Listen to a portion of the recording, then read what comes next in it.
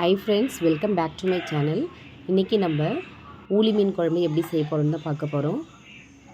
வானல் நல்லா சூடான பிறகு 3 டேபிள் ஸ்பூன் நம்ம எண்ணெய் சேர்த்துக்கலாம். எண்ணெய் நல்லா சூடான பிறகு நம்ம 1 டேபிள் ஸ்பூன் வெந்தயம் ஆட் பண்ணிக்கலாம். 1 டேபிள் ஸ்பூன் சோம்பு ஆட் பண்ணிக்கலாம். வெந்தயமும் சோம்பும் நல்லா பொரிஞ்சதுக்கப்புறம் நம்ம கருவேப்பிலை ஆட் பண்ணிக்கலாம். கருவேப்பிலை எண்ணெயில் நல்லா பொரிஞ்சதுக்கப்புறம் நம்ம பூண்டு சேர்த்துக்கலாம். மீன் குழம்புக்கு பார்த்திங்கன்னா பூண்டு அப்படியே போடாமல் லைட்டாக கொஞ்சம் நச்சு போட்டிங்கன்னா டேஸ்ட்டு நல்லா. எண்ணெயில் கொஞ்சம் வதங்கினதுக்கப்புறம் நம்ம சின்ன வெங்காயத்தை ஆட் பண்ணிக்கலாம். சின்ன வெங்காயத்தை நீங்கள் நறுக்கி சேர்க்கறத விட ஒரு இடிக்கல் இருக்குல்ல, அதை வச்சு நீங்கள் நல்லா நச்சு போட்டிங்கன்னா மீன் குழம்பு டேஸ்ட் செம்மையாக இருக்கும். ஒரு வாட்டி இது மாதிரி ட்ரை பண்ணி பாருங்கள். வீடியோவை நடுவில் எங்கேயும் ஸ்கிப் பண்ணாமல் பார்த்தீங்கன்னா கண்டிப்பாக எனக்கு கிடைச்ச இதே டேஸ்ட்டு உங்களுக்கும் கிடைக்கும். ஸ்கிப் பண்ணாமல் பாருங்கள். இப்போ வெங்காயம் பொன்னிறமாக வதங்கிடுச்சு. இந்த நேரத்தில் நம்ம தக்காளி ஆட் பண்ணிக்கலாம். தக்காளி நமக்கு குழைவாக கிடைக்கணும். ஸோ அதுக்காக நான் உப்பு கொஞ்சம் போடுவேன்.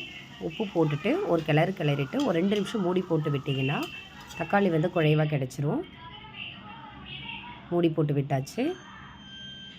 இப்போ பாருங்கள், ஓரளவுக்கு நல்லாவே குழைவாக கிடச்சிருச்சு. இப்போது நம்ம 1 டேபிள் ஸ்பூன் மஞ்சத்தூள் ஆட் பண்ணிக்கலாம். மஞ்சத்தூள் ஆட் பண்ணிவிட்டு அதையும் நம்ம இந்த எண்ணெயிலே லைட்டாக வதக்கிக்கலாம். அதுக்கப்புறம் நம்ம குழம்பு மிளகாய் தூள் தான் நான் ஆட் பண்ணுறேன். ப்ளைன் சில்லி பவுடர்லாம் இல்லை, இது வெறும் குழம்பு மிளகாய் தூள். எல்லாத்தையும் சேர்த்து அரைப்பாங்கள்ல, அந்த குழம்பு மிளகாய் தூள் அதுதான் ஆட் பண்ணுறேன். கலருக்காக நான் காஷ்மீர் மிளகாய் தூள் கொஞ்சம் 1 ஸ்பூன் சேர்த்துருக்கேன். இப்போ இது எண்ணெயில் லைட்டாக வதக்கலாம். அடி பிடிச்சிரும் அப்படின்றதுக்காக நான் கொஞ்சமாக தண்ணி ஊற்றிருக்கேன். தண்ணி ஊற்றிட்டு அது எண்ணெயிலே கொஞ்சம் நேரம் வதங்கட்டும். இப்போ புளி தண்ணி கரைச்சி வச்சுருக்கேன், அதையும் நான் ஆட் பண்ணிக்கிறேன். காரமும் புளிப்பும் உங்களுக்கு ஏற்ற மாதிரி நீங்கள் அட்ஜஸ்ட் பண்ணிக்கோங்க. ஒருவேளை புளி தண்ணி அதிகமாக இருக்குது அப்படின்னா இன்னும் கொஞ்சம் நீங்கள் நார்மல் வாட்டர் ஆட் பண்ணிக்கோங்க. அதுக்கப்புறம் இந்த மீன் குழம்புக்கு தேவையான அளவு நம்ம உப்பு சேர்த்துக்கலாம். இப்போ குழம்பு கொஞ்சம் எங்களுக்கு கம்மியாக இருக்க மாதிரி இருக்குது, அதெல்லாம் நான் கொஞ்சம் தண்ணி ஆட் பண்ணிக்கிறேன்.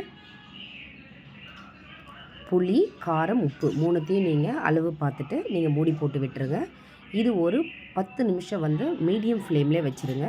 அதுக்கப்புறம் பாருங்கள், இந்த மாதிரி உங்களுக்கு கிடைக்கும். இப்போ எண்ணெய் பிரிஞ்சு அழகாக வந்துருச்சு. இந்த ஸ்டேஜில் நீங்கள் மீன் ஆட் பண்ணிக்கலாம்.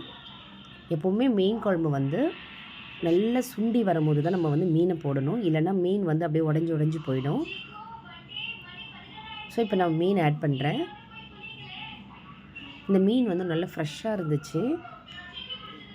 பாருங்கள், மீன் ஆட் பண்ணியாச்சு. மீன் ஆட் பண்ணிவிட்டு இந்த ஸ்டேஜில் கூட உங்களுக்கு நீங்கள் உப்பு கூட கொஞ்சம் பார்த்துக்கோங்க இருக்கா அப்படின்ட்டு.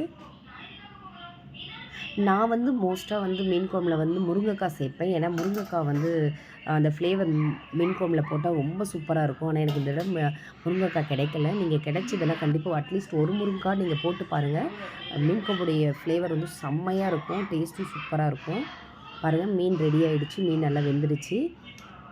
இந்த ஸ்டேஜில் பார்த்திங்கன்னா நான் மிளகும் சீரகமும் சேர்த்து அரைச்சி வச்சுருப்பேன் வீட்டில். அது 1 ஸ்பூன் சேர்ப்பேன் எப்போவுமே மீன் குழம்புல.